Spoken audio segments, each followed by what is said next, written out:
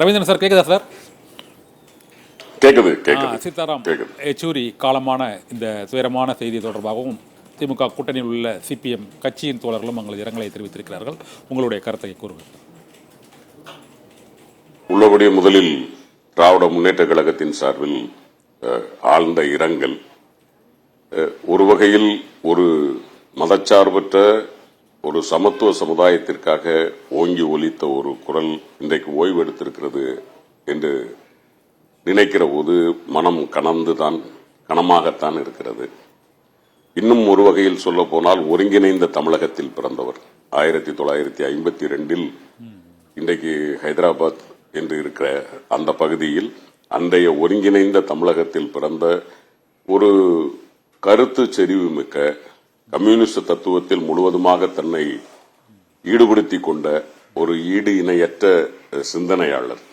அது மட்டுமல்ல, குறிப்பாக 1996 அந்த காலகட்டத்தில் தேசிய அரசியலில் ஒரு நிலையற்ற தளம் அங்கு இருக்கிற போது அந்த நேரத்தில் மாண்புமிகு மறைந்த நமது தலைவர் கலைஞர் அவர்களுடன் இணைந்து பணியாற்றி ஒரு மினிமம் காமன் புரோகிராமோடு அந்த ஒரு 2 ஆண்டு காலம் டெல்லி அரசியலை நிலைநிறுத்தியதில் சகோதரர் யெச்சூரி அவர்களினுடைய பங்கு மகத்தானது.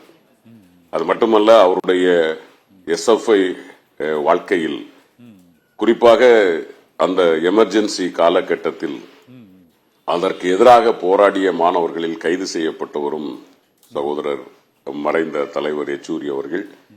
அன்றிலிருந்து அவருடைய பேச்சு இறுதியாக நாம் கேட்கிற வரைக்கும் எப்பொழுதும் ஒரு ஜனநாயக தலைவனாக, ஒரு சமத்துவ சமுதாயத்திற்காக, பெரும்பான்மை வாதத்திற்காக எப்பொழுதும் மக்களுக்காக குரல் கொடுத்த ஒரு மாபெரும் தலைவர்.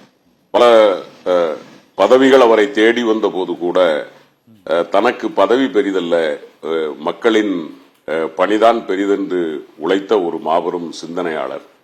குறிப்பாக தமிழகத்திற்கு அவர் வருகிற போதெல்லாம் நம்மில் ஒருவராக, ஒரு நம் தமிழ் மண்ணில் வளர்ந்த ஒருவர் நம்மோடு எப்படி ஒரு ஐக்கியமான ஒரு சிந்தனை இருக்குமோ அது போன்று இருந்த ஒரு தலைவர் மறைந்திருப்பது உள்ளபடியே அவருடைய இடத்தை அல்லது அவருடைய அந்த வலிமையான குரலை இன்னொருவர் இட்டு நிரப்ப முடியுமா என்கிற சந்தேகம் இருக்கிறது.